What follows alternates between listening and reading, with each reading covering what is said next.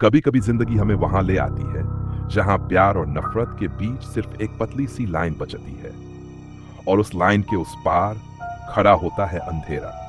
कहते हैं मौत सब कुछ खत्म कर देती है, पर अगर कोई आत्मा अपने अपनों को बचाने के लिए मौत से भी लौट आए तो ये कहानी है उसी प्यार की, उसी डर की और एक साये की जो कभी गया ही नहीं।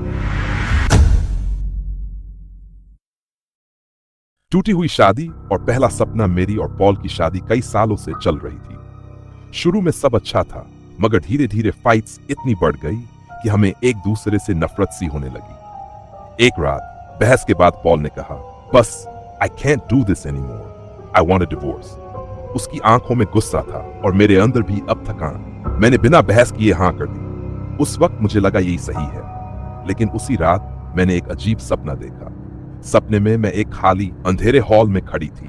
हवा सर्द थी और अचानक मेरे सामने एक आदमी खड़ा हो गया। उसकी आंखें लाल सी चमक रही थी, चेहरे पर दर्द और डर दोनों थे। उसने हाथ जोड़कर कहा, मेरे बेटे को मत छोड़ो प्लीज, उसे तुम्हारी जरूरत है और तुम्हें भी। मैंने कांपते हुए पूछा, आप कौन हैं? उसने धीमे से कहा, मैं फ्रैंक हूं, पॉल का पिता। मेरे होंठ सूख गए क्योंकि मैं जानती थी फ्रैंक को मरे हुए सालों हो चुके थे। मैं झटके से नींद से उठी। मेरा दिल जोर जोर से धड़क रहा था। मैंने खुद को समझाया, it was just a dream. अगली सुबह सब कुछ नॉर्मल लग रहा था, लेकिन दोपहर को मुझे ऑफिस में फोन आया। वो पॉल के बॉस का कॉल था। उनकी आवाज हड़बड़ाई हुई थी, your husband just had a heart attack, हम उससे हॉस्पिटल ले जा रहे हैं। मेरे हाथ से फोन गिरते गिरते बचा। मेरी सांस रुक गई। मैं कार में बैठी और पूरी स्पीड में हॉस्पिटल के लिए निकल पड़ी। रास्ता सुनसान था। मैं रो रही थी, हाथ कांप रहे थे, और अचानक मुझे ऐसा लगा कि पीछे की सीट पर कोई बैठा है। मैंने रियर व्यू मिरर में देखा और मेरा खून जम गया। वो फ्रैंक थे, वही चेहरा, वही आंखें। उन्होंने धीरे से कहा, अभी भी वक्त है, जोर से बोलो कि तुम पॉल से प्यार करती हो। बोलो, अभी बोलो, वरना देर हो जाएगी। मेरी सांस अटक गई। मैं कुछ बोल ही नहीं पाई। मैंने मिरर से नजरें हटा ली और बस ड्राइव करती रही। हॉस्पिटल पहुंची तो मेरी रूह कांप गई। डॉक्टर्स पॉल को रिवाइव कर रहे थे। मशीन्स की आवाजें, लोगों की चीखें, और मेरे सामने मेरा हस्बैंड 2 बार मर चुका था और शॉक देकर उसे वापस लाया गया। मेरे कानों में बस वही आवाज गूंज रही थी, बोल दो I love you. Waiting room of shadows. मुझे एक प्राइवेट वेटिंग रूम में भेज दिया गया। वहां चारों तरफ सन्नाटा था, बस क्लॉक की टिक टिक और कहीं दूर से आती मशीन्स की आवाज। मैंने धीरे धीरे चारों तरफ देखा और कमरे के कॉर्नर में मुझे एक परछाई दिखाई दी। वो फ्रैंक थे, लेकिन इस बार वो कुछ नहीं बोले, बस खड़े होकर मुझे घूरते रहे। उनकी आंखें भरी हुई थी, जैसे कह रही हो सब कुछ अब तुम्हारे हाथ में है। मेरा दिल टूट गया। मैं रोते रोते चिल्ला उठी, please live my darling husband, I need you, I love you. उस पल लगा कमरे की हवा बदल गई। लाइट हल्की फ्लिकर करने लगी और मुझे यकीन था मेरी आवाज हॉस्पिटल की हर दीवार से टकराकर पॉल तक पहुंची होगी।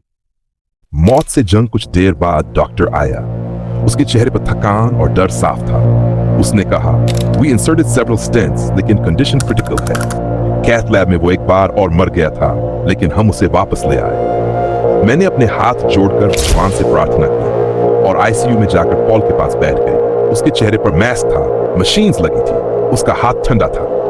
मैंने उसके कान में धीरे से कहा, I love you Paul, please don't leave me. अचानक मॉनिटर पर उसकी हार्ट बीट तेज हो गई। डॉक्टर्स दौड़कर आए और मुझे लगा जैसे पॉल मेरी आवाज सुन रहा हो। वो रात शायद मेरी जिंदगी की सबसे लंबी रात थी, लेकिन चमत्कार हुआ, पॉल बच गया। 7 साल बाद और चुपचाप खड़ा साया आज